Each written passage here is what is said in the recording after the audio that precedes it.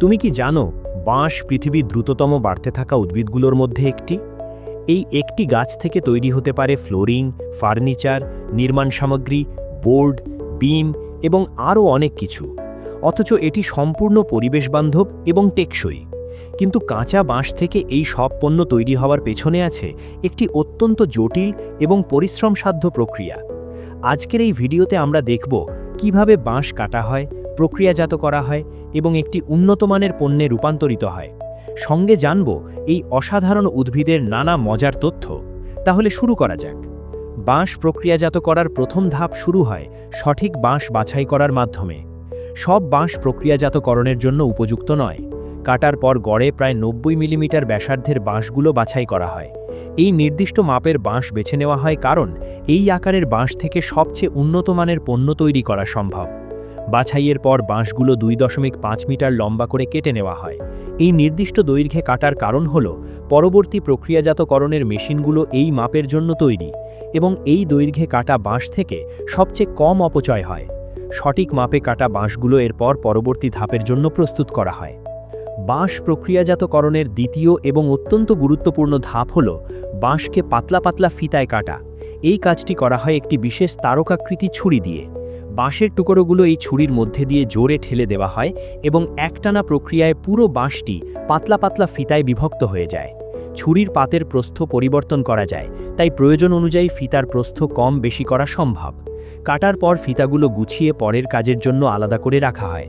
তবে এই ফিতাগুলো তখনও পুরোপুরি ব্যবহারের উপযোগী নয়, কারণ বাঁশের ফিতাগুলো আকারে সমান থাকে না এবং এগুলোর ভেতরে গিঁট থাকে এবং বাইরে সবুজ ছাল থাকে, যা পরিষ্কার করতে হয়। বাঁশের ফিতাগুলো কাটার পর সেগুলো সমান করার প্রক্রিয়া শুরু হয়। এই প্রক্রিয়ায় দুটি কাজ একসাথে করা হয়। প্রথমত বাঁশের ভেতরের গিঁটগুলো সরিয়ে ফেলা হয় এবং দ্বিতীয়ত বাইরের সবুজ ছাল পরিষ্কার করা হয়। এই দুটি কাজ না করলে ফিতাগুলো পরবর্তী ধাপে ব্যবহারের উপযোগী হয় না। সমান করার কাজটি একাধিকবার করা হয়, যতক্ষণ না প্রতিটি ফিতা সম্পূর্ণরূপে সমান এবং পরিষ্কার হয়। এই বারবার সমান করার ফলে ফিতাগুলোর পৃষ্ঠ মসৃণ হয় এবং সেগুলোকে দরকারি মাপের মধ্যে আনা হয়।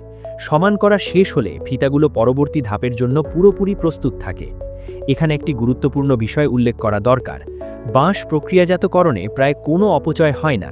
কাটার পর যে বাঁশের গুঁড়ো এবং ছাল পড়ে থাকে সেগুলো দুটি কাজে ব্যবহার করা হয়। একটি হলো আঠা তৈরিতে এবং আরেকটি হলো বায়োমাস শক্তিকেন্দ্রে পুড়িয়ে পরিবেশবান্ধব বিদ্যুৎ উৎপাদনে। এর ফলে বাঁশ প্রক্রিয়াজাতকরণে জীবাশ্ম জ্বালানির ব্যবহার উল্লেখযোগ্যভাবে কমে যায়। ফিতাগুলো সমান করার পর সেগুলো একাধিক ধাপে বালি কাগজ দিয়ে ঘষে মসৃণ করা হয়। এই মসৃণ করার কাজটি অত্যন্ত গুরুত্বপূর্ণ কারণ পরবর্তী ধাপে আঠা লাগানোর সময় যদি পৃষ্ঠ মসৃণ না হয় তাহলে আঠা সঠিকভাবে লাগবে না এবং চূড়ান্ত পণ্যের মান ভালো হবে না। তাই বিভিন্ন মাপের বালি কাগজ ব্যবহার করে পর্যায়ক্রমে ফিতাগুলোকে পুরোপুরি মসৃণ করা হয়। মসৃণ করার পর শুরু হয় একটি অত্যন্ত আকর্ষণীয় ধাপ, যেটা সাধারণত বেশিরভাগ মানুষ জানে না। সেটা হলো বাঁশের ফিতাগুলোর রং অনুযায়ী বাছাই করা। প্রতিটি বাঁশের ফিতার রং সামান্য হলেও আলাদা হতে পারে। যদি একই পণ্যে বিভিন্ন রঙের ফিতা ব্যবহার করা হয় তাহলে চূড়ান্ত পণ্যের চেহারা অসমান লাগে এবং দেখতে ভালো লাগে না। তাই বিশেষ মেশিনের সাহায্যে ফিতাগুলোকে স্বয়ংক্রিয়ভাবে দ্রুত এবং কার্যকরভাবে রং মিলিয়ে আলাদা করা হয়। রং বাছাইয়ের পর একই রঙের ফিতাগুলো আরেকবার চাক্ষুষ পরীক্ষার মধ্যে দিয়ে যায়, যাতে কোনো ত্রুটিযুক্ত ফিতা থেকে গেছে কিনা সেটা নিশ্চিত করা যায়। রং বাছাই সম্পন্ন হওয়ার পর বাছাই করা ফিতাগুলোতে একটি স্তর আঠা লাগানো হয়। আঠা লাগানোর পর ফিতাগুলোকে উলম্বভাবে একসাথে গুচ্ছ করা হয়, অর্থাৎ একটির পাশে আরেকটি সাজানো হয়। এই গুচ্ছগুলো বাঁধা হয় এবং তারপর গরম চাপ দেওয়ার মেশিনে পাঠানো হয়। গরম চাপ দেওয়ার মেশিনে সাজানো বাঁশের টুকরোগুলো সাবধানে মেশিনের তাকগুলোতে সাজিয়ে রাখা হয়। এরপর মেশিন চালু করা হলে প্রচণ্ড চাপ এবং তাপ একসাথে প্রয়োগ করা হয়। এই চাপের পরিমাণ 1 টনেরও বেশি হতে পারে। এই প্রচণ্ড চাপ এবং তাপে আঠা সম্পূর্ণরূপে শুকিয়ে যায় এবং ফিতাগুলো একসাথে শক্তভাবে জোড়া লেগে বড় বড় বাঁশের প্যানেলে পরিণত হয়। প্যানেল তৈরির আরেকটি পদ্ধতিও আছে। এই পদ্ধতিতে ফিতা নয়, বরং বাঁশের আঁশ ব্যবহার করা হয়। প্রথমে বাঁশের টুকরোগুলো বিশেষভাবে রান্না করা হয় এবং তারপর শক্তিশালী মেশিনে চেপে সেগুলো থেকে আঁশ বের করা হয়। এই আঁশ বের করার ধাপটি সাধারণত 2 থেকে 3 বার করা হয়, যাতে বাঁশের আঁশগুলো যথেষ্ট খসখসে এবং পরস্পরের সাথে আটকে থাকার উপযোগী হয়। এরপর অনেকগুলো বাঁশের আঁশের বান্ডিল একসাথে করে সেগুলো স্তরে স্তরে সাজানো হয়, আঠা দিয়ে গেঁথে আটকানো হয় এবং অনুভূমিকভাবে চাপ দেওয়া হয়। এই পদ্ধতিতে বাঁশের আঁশগুলোকে 2500 টনের প্রচণ্ড চাপে শক্ত করে চেপে ধরা হয়। এই বিশাল চাপে তৈরি হয় 20 মিলিমিটার পুরু বাঁশের আঁশের প্রেসবোর্ড। এই বোর্ড অত্যন্ত শক্তিশালী এবং টেকসই। বোর্ড এবং প্যানেল ছাড়াও বাঁশ দিয়ে বড় বড় নির্মাণ বিম তৈরি করা হয়। এই কাজে ফিঙ্গার জয়েন্টিং নামের একটি বিশেষ প্রযুক্তি ব্যবহার করা হয়। এই প্রযুক্তিতে 5 মিটার লম্বা বাঁশের টুকরোগুলো দুটি করে জোড়া লাগিয়ে প্রায় 5 মিটার 80 সেন্টিমিটার লম্বা বিম তৈরি করা হয়। বিমগুলোর মধ্যে বিশেষ ধাতব অংশ বসানো হয় যাতে টুকরোগুলো একদম নির্ভুলভাবে জোড়া লাগানো যায়। চাপ দুদিক থেকে প্রয়োগ করা হয়, উলম্ব এবং অনুভূমিক উভয় দিক থেকেই। বাঁশ একটি অসাধারণ বহুমুখী উপাদান। ফাঁপা হওয়া সত্ত্বেও বাঁশ অত্যন্ত মজবুত এবং টেকসই। এটি ব্যবহার করা হয় নির্মাণ কাজে, কাঠামো তৈরিতে, দেওয়াল নির্মাণে, খোদাই করা সাজদক্ষণে, বেসবোর্ডে, ফ্লোরে এবং এমনকি আসবাবপত্র তৈরিতেও। সব প্রক্রিয়া শেষ হওয়ার পর বাঁশের প্যানেল এবং বোর্ডগুলো নির্দিষ্ট মানক আকারে কাটার জন্য পাঠানো হয়।